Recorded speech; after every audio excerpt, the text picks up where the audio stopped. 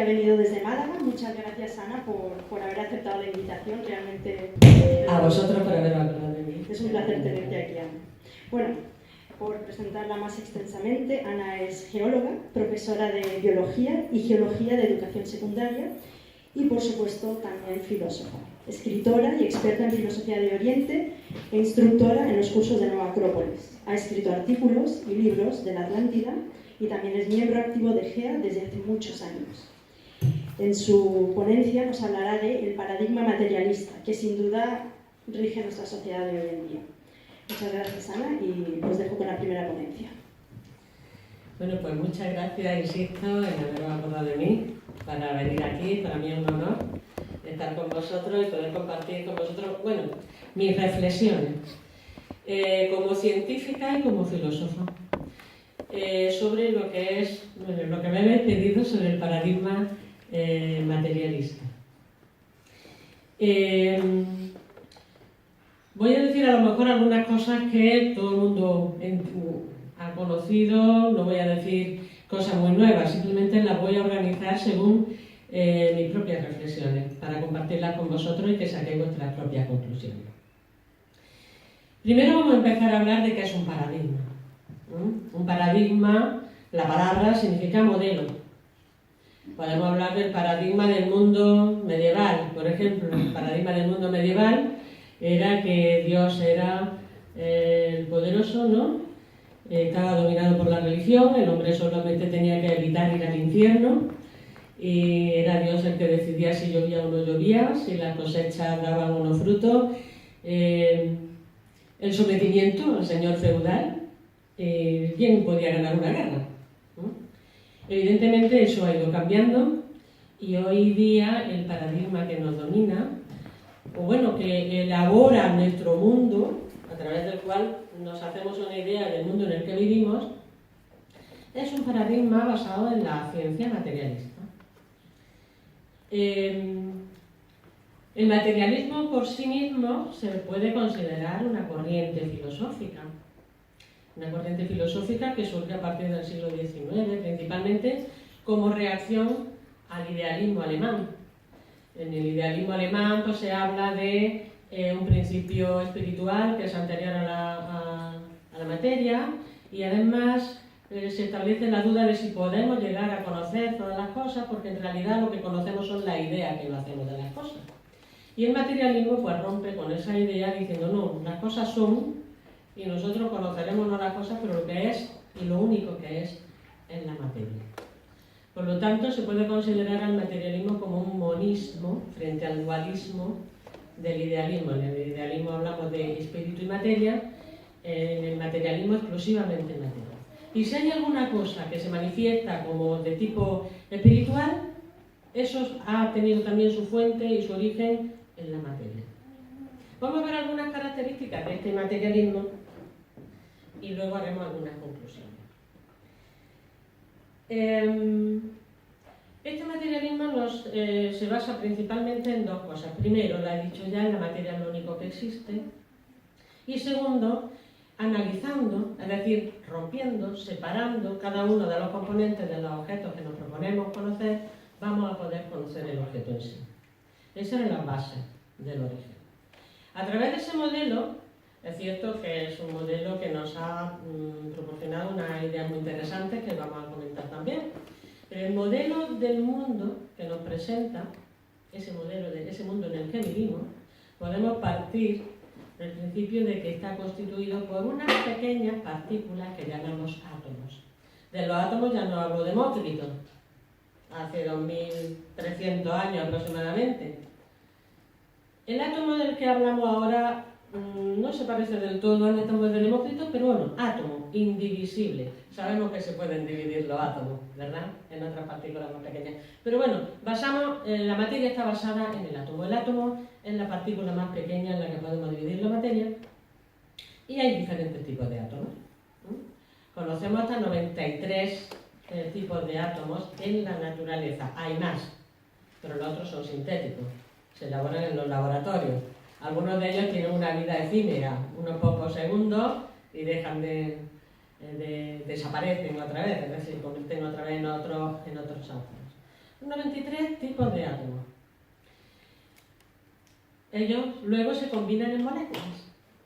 Entonces las moléculas ya son la unidad más pequeña en la que podemos dividir una sustancia que sigue siendo esa sustancia. Por ejemplo, el oxígeno que respiramos está compuesto de 2 átomos de oxígeno. Y el agua está compuesta por un átomo de oxígeno y 2 de hidrógeno. Esas son las moléculas. El oxígeno que respiramos y el agua son muy distintos. Uno es un gas muy reactivo. El agua, el fluido vital que necesitamos, que forma parte también de nuestro cuerpo, son 2 sustancias muy distintas. Entonces, la materia está compuesta por unidades. Unidades que podemos dividir, que podemos conocer. Además de la materia, existen la energía y las fuerzas. La energía, en realidad, después de la teoría de la relatividad de Einstein, es como otra forma de materia, porque según la famosa fórmula de Einstein, tanto la materia se puede convertir en energía como la energía en materia. Son como 2 cosas a distinto nivel, la misma cosa a distinto nivel de vibración. Entonces, que exista la energía, que se define como una capacidad de hacer un trabajo, pues en realidad tiene su origen en la materia también. Y luego las fuerzas son como esas relaciones que se establecen entre los cuerpos materiales, los sistemas materiales. La gravedad, el electromagnetismo, son fuerzas a través de las cuales interaccionan. Estas leyes se pueden conocer matemáticamente. Curiosamente, a través de las matemáticas, que son una cosa mental, abstracta, podemos conocer las leyes de la naturaleza. Y no solamente las podemos conocer, sino que las podemos utilizar. Es decir, las podemos utilizar para prever qué cosas van a ocurrir. O incluso para repetirlo. Si podemos poner en marcha un avión, si podemos hacer que un avión vuele, es porque precisamente conocemos esa fuerza matemáticamente y la podemos utilizar. Entonces eso nos da una sensación de control, ¿verdad?, sobre las leyes de la naturaleza. Otra característica de este modelo, aunque ya hay muchas investigaciones que están rompiendo con esa idea, pero a lo que es cotidiano y en lo que nos movemos, el tiempo y el espacio son concretos y son definidos. El espacio es cartesiano, tiene 3 dimensiones y es estático, no se mueve. Sabemos que por la ley de la relatividad el espacio es curvo, pero a los niveles de ingeniería, de nuestra vida cotidiana, el espacio es cartesiano. Y el tiempo se mueve siempre al mismo ritmo y en la misma dirección. No podemos volver atrás. Nos hemos equivocado. Tenemos que seguir hacia adelante.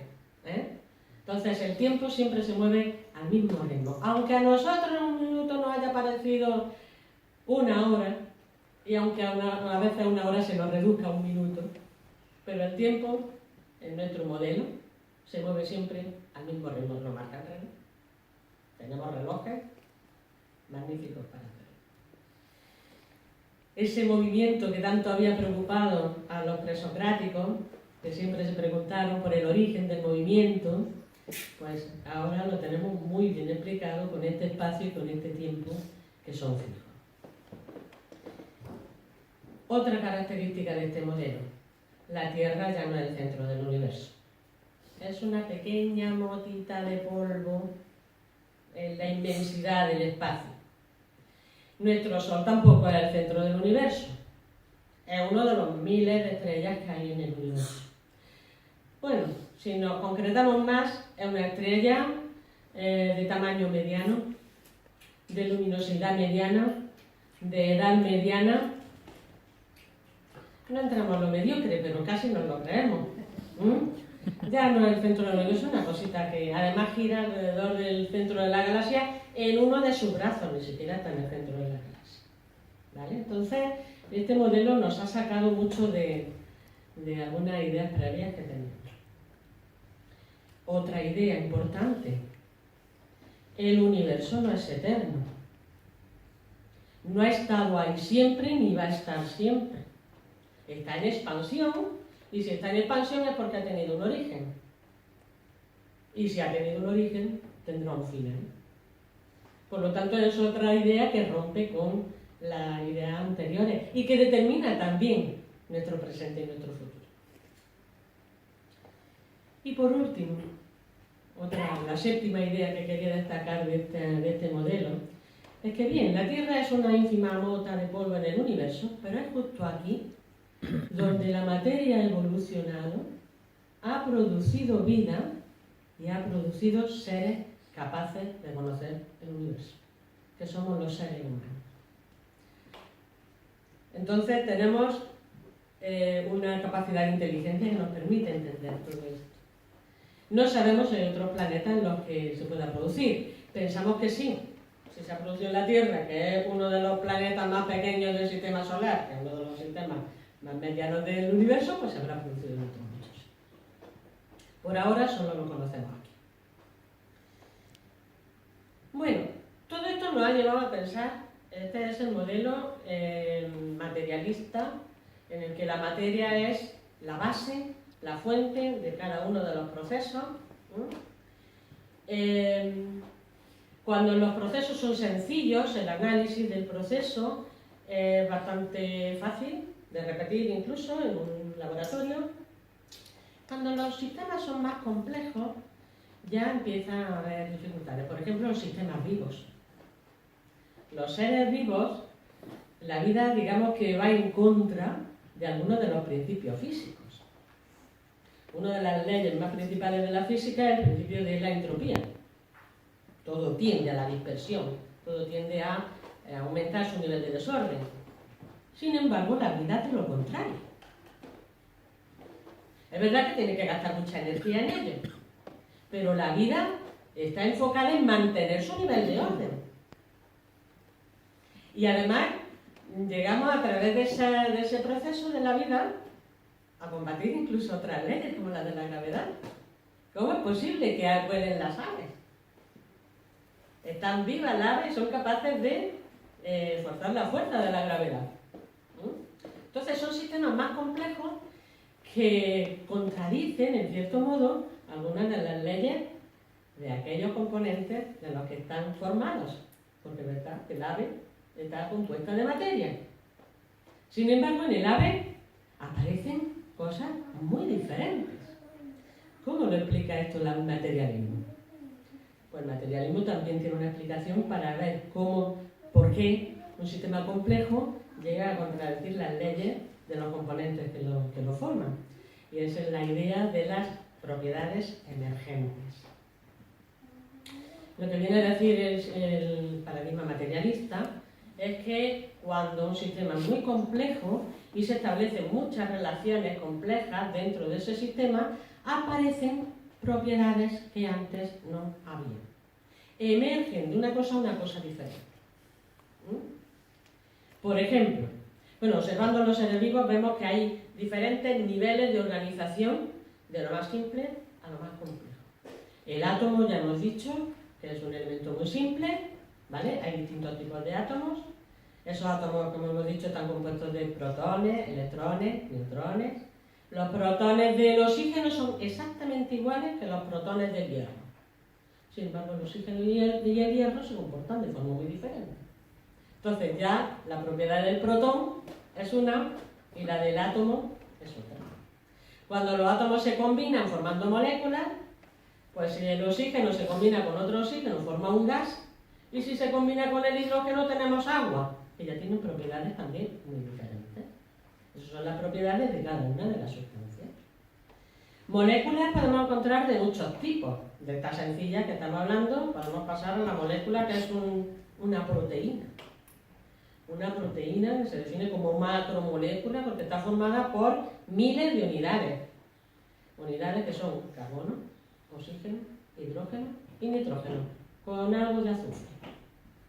Y con eso se construye una enzima digestiva o se construye un anticuerpo. Son proteínas. Pero siguen siendo moléculas. El salto siguiente está en la célula. La célula está formada de moléculas. Una membrana celular está formada por fosfolípidos, un tipo de grasa. Fosfolípidos, algunas proteínas, y algunos lúcidos. Bueno, pues la membrana no es como un globo que limita lo que hay dentro y fuera del globo. La membrana no es como el filtro del café, que deja pasar el agua con el café y retiene los pozos. La membrana es un elemento inteligente.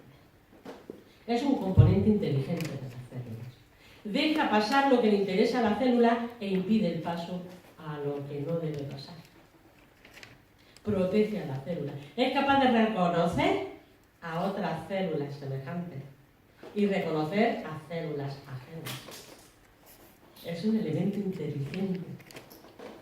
De forma que en el nivel celular encontramos ya un nivel muy superior. Encontramos la propiedad que podríamos llamar vida. ¿Por qué decimos que las células están vivas? Pues son capaces de nutrirse, es decir, intercambiar materia y energía con el medio. Son capaces de detectar qué cambios hay en el medio y reaccionar para sobrevivir. Y son capaces de reproducirse y formar otras iguales. Eso no ocurre en niveles inferiores. Entonces aparece un nuevo nivel, aparece una nueva propiedad, que es la vida. De lo que no está vivo, aparece la vida. Eso es lo que dicen que es una propiedad emergente. Podemos seguir, porque hay otros niveles de complejidad superiores, ¿vale? En el animal encontramos otro nivel superior, que no tienen las plantas. Las plantas no tienen sistema nervioso, no tienen emociones, por lo menos que nosotros sepamos. Sin embargo, en los animales están ya las emociones. ¿Qué emociones puede tener un caracol? No sabemos. Pero si tenemos mascotas, los perros, los gatos, los periquitos, ahí sí apreciamos la cantidad de emociones que tenemos. Nos comunicamos con ellos a través de emociones porque nosotros también somos animales en ese sentido. Y un nivel nuevo que aparece en nosotros. Porque nosotros ya no solamente tenemos emociones, tenemos capacidad de pensar, tenemos razonamiento, tenemos libre albedrío. Para muchos materialistas el libre albedrío no existe, es un invento, es una ilusión que nosotros nos hacemos, estamos predeterminados por las moléculas que nos forman. Pero bueno, todos tenemos la experiencia de poder decidir por nosotros mismos. Si no nos dejamos llevar por las circunstancias, nos paramos a pensar, somos capaces de tomar nuestras propias decisiones. Estas cosas se han podido investigar muchas veces incluso en los propios gemelos, ¿no? Los dos hermanos gemelos deberían de tener el mismo tipo de comportamiento y el mismo tipo de decisiones. Y es verdad que muchas veces se dice, mira, estos dos gemelos se han casado con estos dos gemelos, y gemelos que han vivido fuertes muchas veces toman caminos parecidos, pero cada uno tiene su propia elección de vida. Cada uno tiene esa posibilidad. Entonces estamos ya en otro nivel. Entonces para el modelo materialista, estos niveles de complejidad y estas propiedades son emergentes, proceden de la materia, van de abajo hacia arriba. Otra cuestión. Para explicar cómo es posible que la materia se haya organizado de esa manera, ¿qué ley hay para que se haya producido la evolución? Que de lo inerte haya surgido la vida, que de lo inconsciente haya surgido la consciencia. ¿Cómo es posible que se haya producido eso? Esta es la parte que menos me gusta de todo el materialismo, porque dice, bueno, pues aquí no hace falta Dios que explique, que mueva nada. Aquí no hace falta ni siquiera la necesidad. Aquí todo ocurre por azar. Ocurre por casualidad. Por casualidad empezaron las moléculas a jugar entre ellas hasta asociarse formando una célula. Por casualidad las células empezaron a relacionarse con el medio para producir seres pluricelulares. Por casualidad se ha desarrollado un sistema nervioso. Por azar. ¿Qué pasa? Que claro, a Dios no se le puede medir matemáticamente. El azar, tenemos un sistema matemático que es la probabilidad, ¿no? Las leyes de la probabilidad y la estadística que nos permiten predecir, en cierto modo, por dónde van a salir las cosas del azar, ¿no? Por lo tanto, bueno, pues no necesitamos a Dios y nos conformamos con el azar, pero en realidad, no me digáis que el azar tiene muchas características divinas. Pues no lo podemos decir que lee. Es decir, si la caída de los cuerpos sólidos está sometido a las leyes, si el giro del planeta alrededor del Sol está movido por una ley, ¿cómo es que no hay leyes de la evolución? ¿Cómo es que no hay leyes? Claro que las hay, lo que pasa es que no las conocemos. Los sistemas son muy complejos y no los conocemos. Conformarnos con el azar, bueno, es un medio de salir hacia adelante, pero no debería la ciencia, no debería de concentrarse la filosofía,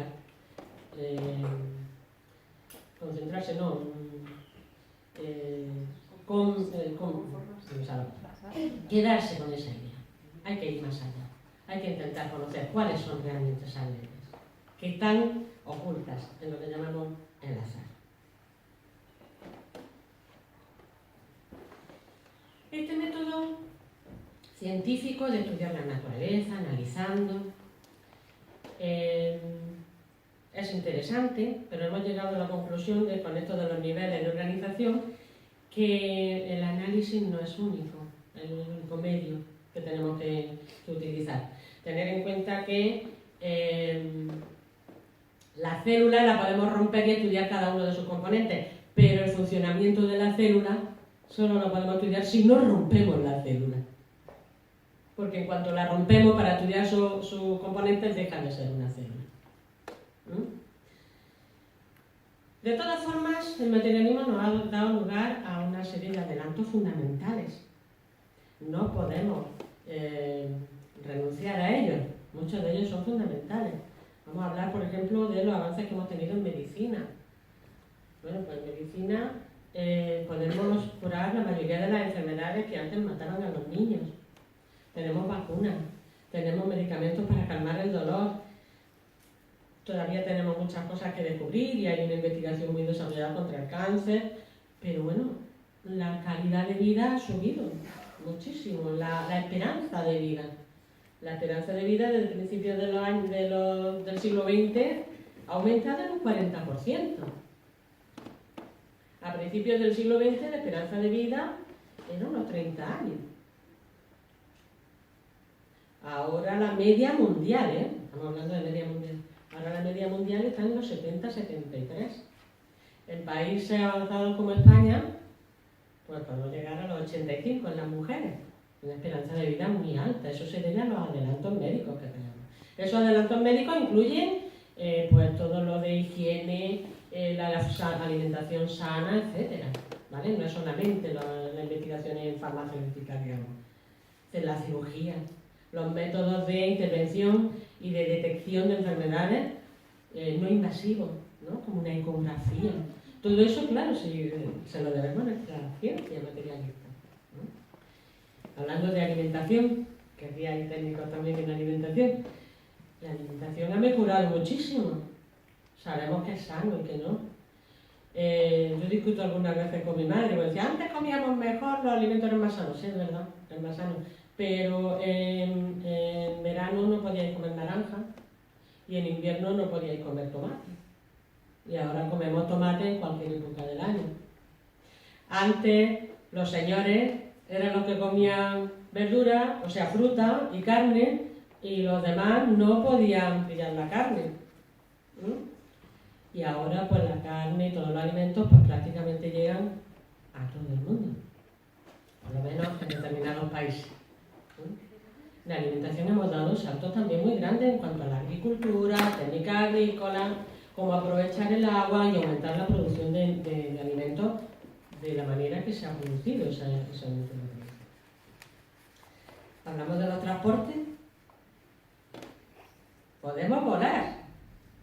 Anda que si Leonardo da Vinci nos viera, con esa pasión que tenía por el vuelo, no solamente podemos volar, hemos mandado naves hacia afuera de nuestro sistema, invitando a los extraterrestres, oye, que estamos aquí, si se los encuentran. No sé si eso es bueno o malo, pero lo hemos mandado. Hay una nave que ha salido ya de nuestro sistema solar, ha pasado ya en la órbita de Plutón. Bueno, pues eso, evidentemente, Plutón no vamos a viajar nunca, pero los aviones, los trenes nos hacen que en 2 horas estamos de Málaga a Madrid, ¿no? A mí me llevó 5 horas ayer llegar de Málaga en coche, pero evidentemente a caballo habría sido mucho más lento, ¿verdad que sí? Hemos avanzado en las comunicaciones. Todos tenéis un móvil en el bolsillo, ¿verdad? Me escucháis perfectamente porque tenemos aquí un micrófono. Podemos estar en el mismo evento, gente de diferentes partes del mundo, porque nos conectamos con una pantallita, ¿no? Y podemos participar del mismo evento desde distintos puntos del mundo. Yo me acuerdo cuando era pequeña, veíamos esto en la película de ciencia ficción, ya no es ciencia ficción, ahora es realidad. Podemos ver a la otra persona en el móvil. Podemos ya tener los hijos en otros países, que da igual porque los llamamos todos los días y nos podemos ver. Entonces estamos hablando de una serie de adelantos que son fantásticos, ¿vale? Nos han hecho progresar realmente. Yo ahora, a partir de aquí quiero hacer algunas preguntas. ¿Esto ocurre así en todos lados, en nuestro planeta? He hablado de la alimentación. ¿No es verdad que todavía hay sitios donde pasan hambre? ¿No es verdad que todavía hay lugares donde no llegan los medicamentos? ¿No es verdad que todavía hay sitios donde hay injusticia? Estos adelantos no están en todos sitios. ¿Por qué, después de tantos adelantos, sigue habiendo privilegiados y no privilegiados? Es decir, estos adelantos científicos ¿nos han traído más justicia? ¿Nos han traído la felicidad? Es verdad que estamos más cómodos. Es verdad que estamos más... tenemos muchas más comodidades en casa. Pero ¿somos más felices? Yo creo que no. Por la felicidad, estos avances no han hecho mucho. Como antes hablaba Juan, la separación entre ciencia y filosofía ha hecho que la ciencia se ocupe de la materia y ha dejado a la filosofía otras cuestiones. La cuestión es que la filosofía también ha dejado de preocuparse por la felicidad. Y la mayor parte de los desarrollos filosóficos hoy día están enfocados a lo que debemos o no podemos conocer, a cuáles son los límites de la ciencia. Sí, se habla de la ética científica, se habla de determinado tipo de cosas, pero van siempre por detrás, ¿vale? Cuando ya la ciencia es capaz de hacer tal cosa, ahora vienen los filósofos, ¿se debe o no se debe hacer esto? Luego vamos a hablar de inteligencia artificial, de todo eso se hablará en ese momento también. Entonces hemos visto que hay una filosofía ahora que va por detrás y que no está cumpliendo su función. La filosofía actual, lo decía. Porque si leemos a Platón, seguro que sí encontramos muchas más respuestas que lo que se edita hoy día. Podríamos decir, bueno, pues se preocupa la política. La política se ocupa del futuro, ¿verdad? Sí, del futuro más cercano, las elecciones que están ahí a la vuelta de la esquina. ¿Cómo ganar las elecciones es lo que les preocupa a nuestros políticos? ¿O no es cierto? Vamos a ver. Si se les ve, es que hablarán mucho, pero en realidad lo único que les interesa es cómo ganar las elecciones. La justicia en realidad les importa un bledo. Podríamos hablar de la religión. Bueno, la religión se ha convertido en el consuelo ante la muerte y cosas de este tipo. La religión ha perdido también una gran cantidad de energía. Entonces, ¿qué hacemos? ¿No? Hay una serie de elementos de la ciencia que... bueno, voy a ir resumiendo porque entonces quizá no me dé tiempo. ¿Hasta qué tiempo tengo? ¿Puedo hablar hasta y media? ¿Sí? Bien. Porque la ciencia nos promete muchas cosas, pero como hemos dicho se queda corta. Muchas veces cuando hablamos, esto es científico, esto está demostrado científicamente, parece como que la ciencia nos da un conocimiento ya cerrado, absoluto de las cosas. Y no es así. Los que trabajamos con la ciencia sabemos que la ciencia es un método de trabajo que nos da respuestas válidas temporalmente ¿Hasta qué? Hasta que se descubre otra cosa que lo contradice. En realidad el método científico no es un método de prueba y error. Probamos esto, ¿funciona? Vale, por ahora funciona. ¿Que aparecen nuevos datos que ya no cuadran? Pues habrá que probar otra cosa. Y la ciencia va avanzando así, a base de prueba y error.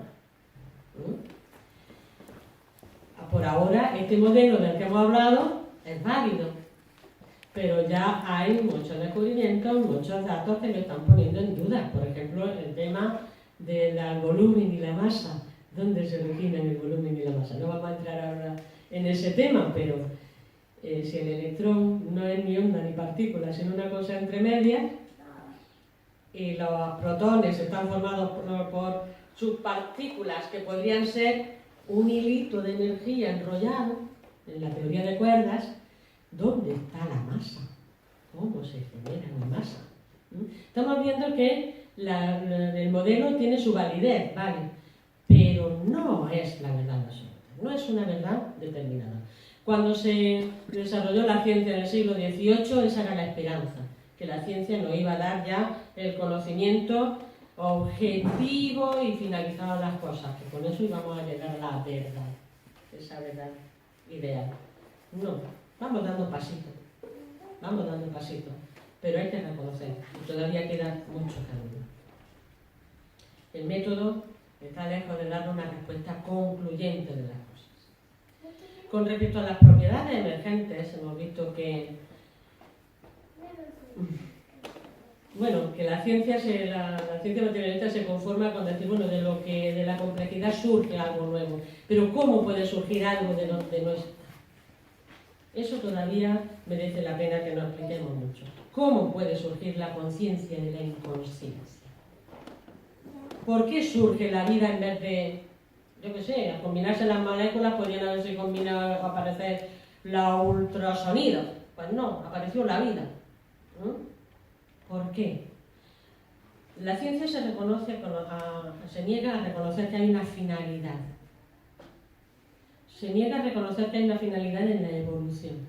Y se niega a reconocer que hay una finalidad en el universo. El universo se originó aquí por una explosión. Hay un modelo de final del universo que es el Big Crunch. Supongo que lo habréis oído, es decir, que si se originó aquí por un Big Bang, aquí al final volverá a reunirse, pero ya va a haber dado un paso. ¿Os lo imagináis? Ha surgido de aquí y se va a reunir aquí. Ha dado un paso. Hay movimiento. El movimiento no lleva a ningún sitio. Eso es una de las consecuencias más profundamente negativas del materialismo. No hay una finalidad en nuestra vida. Estamos aquí porque sí, por casualidad, por el azar. Entonces, ¿qué vamos a hacer? Entonces, ¿para qué vamos a vivir? Eso se reduce al final en vamos a vivir, que son 2 días, a disfrutar lo que podamos y que caiga el que caiga. Y la única moral que nos reúne y que nos dirige, bueno, para que no nos matemos entre nosotros, ¿no? Vamos a hacer una serie de leyes que impidan que nos matemos entre nosotros, pero en realidad podríamos matarnos, que no pasaría nada, porque ¿para qué estamos aquí? Si no estamos para nada en concreto. Perder la finalidad de la vida es uno de los, para mí, desde mi punto de vista, de los problemas morales más importantes de nuestra época. No tenemos una finalidad. Ya no vamos a ir al infierno ni al cielo porque no existe alma, todo es materia. Por lo tanto, ¿qué más da?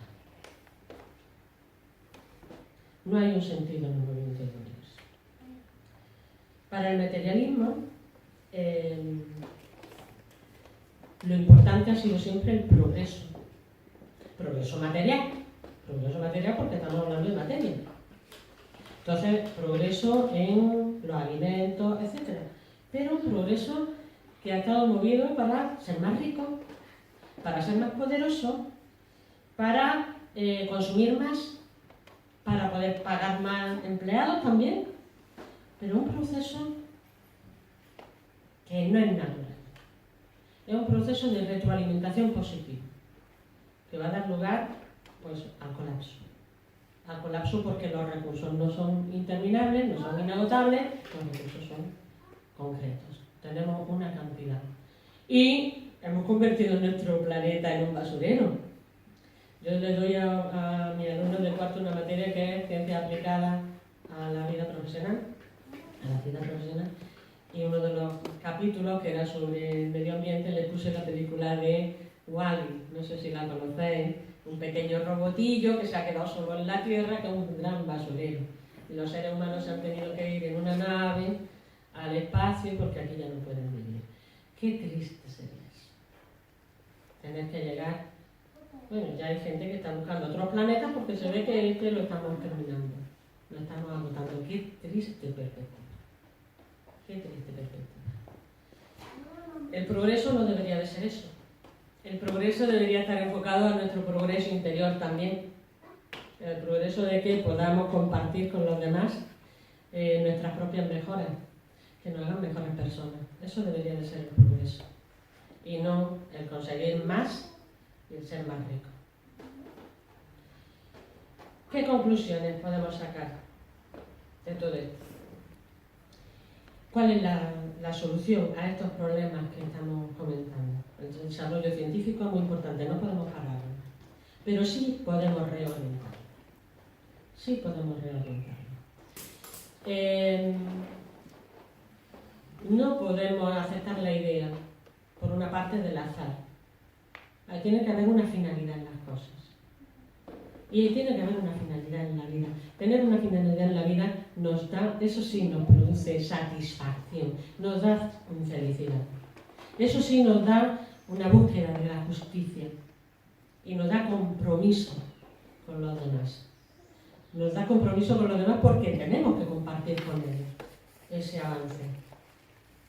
Hay que regenerar la moral a través de unos principios de generosidad, de altruismo.